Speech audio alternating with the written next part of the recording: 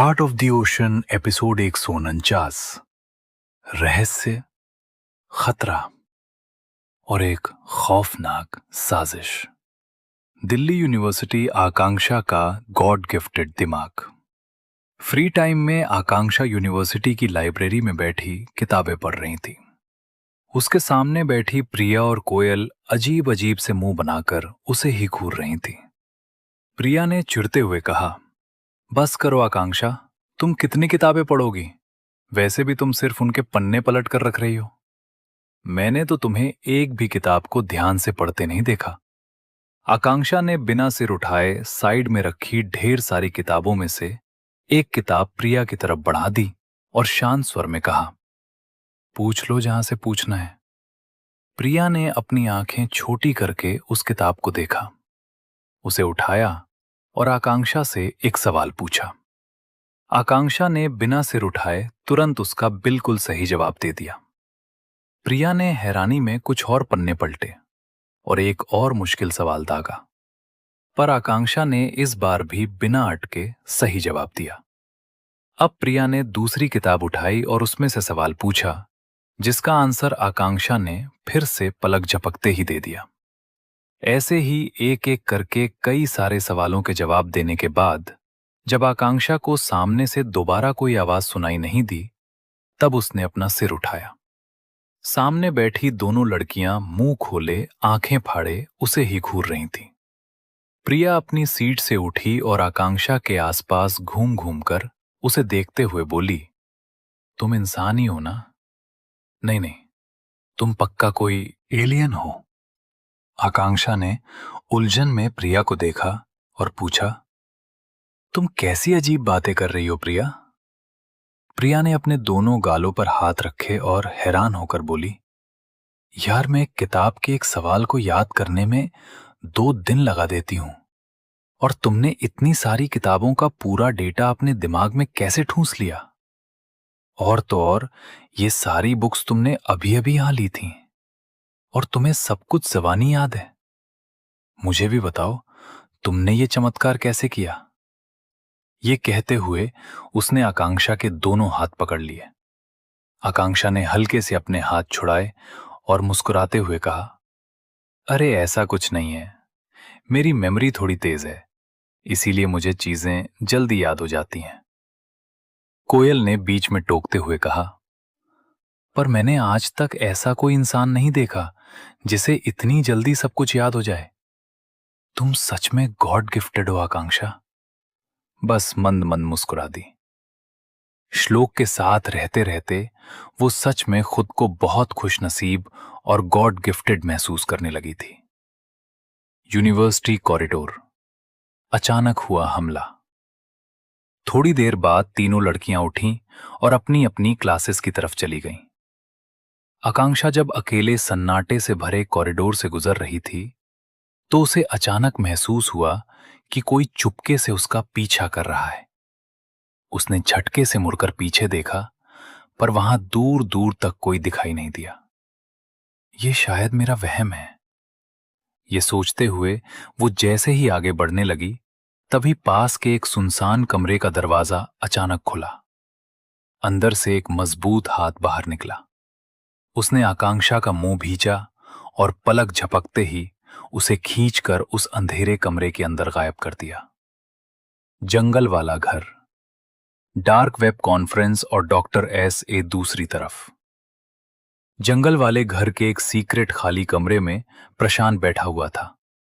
उसके सामने कंप्यूटर की बड़ी स्क्रीन चल रही थी, जिसमें वीडियो कॉन्फ्रेंसिंग के जरिए दुनिया भर से जुड़े कई खतरनाक चेहरे नजर आ रहे थे। मिस्टर क्रिस्टल ने गुस्से से गरजते हुए कहा, इस बार भी हमारा मिशन नाकाम हो गया। अगर ऐसे ही चलता रहा तो हमारी पूरी ऑर्गेनाइजेशन बर्बाद हो जाएगी। मुझे समझ नहीं आ रहा कि हमारे सबसे बेस्ट साथियों डॉक्टर ऐसे और प्रशांत, इन दोनों के मिलकर काम करने के बावजूद ये काम खराब कैसे हो गया। स्क्रीन के कोने में एक सफेद रंग का सीक्रेट कमरा दिख रहा था, जिसकी रिवॉल्विंग चेयर पर एक शख्स सफेद लैब कोट और फेस मास्क पहने बैठा था। वो श्लोक था। प्रशांत ने उस विंडो की तरफ देखते हुए कहा, बताइए डॉक्टर, ऐसे आखिर ऐसा क्यों हुआ? श्लोक ने प्रशांत की स्क्रीन की तरफ अपनी ठंडी नजरों से देखा और सख्त आवाज में कहा, आप मुझ पर उंगली नहीं उठा सकते मिस्टर प्रशांत। मैंने अपनी तरफ से पूरी कोशिश की थी और मैं खुद बहुत मुश्किल से जान बचाकर निकला हूं। हमारा ओपोनेंट बहुत ज्यादा ताकतवर था, फिर भी हमने उनके कई बंदों को ढेर किया और काफी सीक्रेट डेटा बचाया भी था। उनके मूव से अब हम उनकी स्ट्रेटजी समझ चुके हैं और अगली बार कोई भी कदम उठाने से पहले सतर्क रह सकते हैं। प्रशांत ने अपने होठों पर एक शातिर मुस्कान लाते हुए कहा, वैसे आप कह तो सही रहे हैं डॉक्टर। मैंने भी आप लोगों की उस फाइट की सीसीटीवी फुटेज देखी थी। आपके लड़ने का तरीका बहुत ही अलग और अजीब था। ये सुनते ही श्लोक की आंखें गहरी और तीखी हो गईं। उसे अच्छे से याद था कि जब वो इंग्लैंड गया था तो प्रशांत ने ही उस पर हमला करवाया था और वो ये भी जानता था कि प्रशांत ने उस फाइट की रिकॉर्डिंग करवाई होगी। मिशन के दौरान श्लोक खुद नहीं गया था, बल्कि उसका क्लोन गया था। जाहिर सी बात थी कि क्लोन के लड़ने का स्टाइल श्लोक से थोड़ा अलग था। श्लोक प्रशांत की चालाकी को समझता था कि वो बहुत बारीकी से हर चीज की जांच करता है और उसने पक्का अंदाजा लगा लिया होगा कि वो असली श्लोक नहीं था। श्लोक ने भारी आवाज में पूछा, आप आखिर कहना क्या चाहते हैं मिस्टर प्रशांत? प्रशांत अपनी कुर्सी पर पीछे की तरफ झुक गया और ठंडे लहजे में बोला, मैं जो कहना चाहता हूं आप बहुत अच्छे से समझ चुके हैं। ये कहते ही वो खामोश हो गया। मुंबई पर मंडराता खौफनाक खतरा। तभी स्क्रीन पर एक और शख्स उभरा, जिसने काले रंग के कपड़े पहने थे और उसकी दाढ़ी बढ़ी हुई थी। उसने कर्कश आवाज में कहा, आप लोग आपस में बहस करना बंद कीजिए। बात अब यह है कि इस मिशन के फेल होने से हमें भारी नुकसान हुआ है और मेरे पास इसकी भरपाई के लिए एक मास्टर प्लान है। उसकी बात सुनकर डार्क वेब कॉन्फ्रेंस के सभी लोग उसकी तरफ देखने लगे। श्लोक ध्यान से उस इंसान को देख रहा था और उसकी आंखें गुस्से से खून जैसी लाल हो चुकी थीं।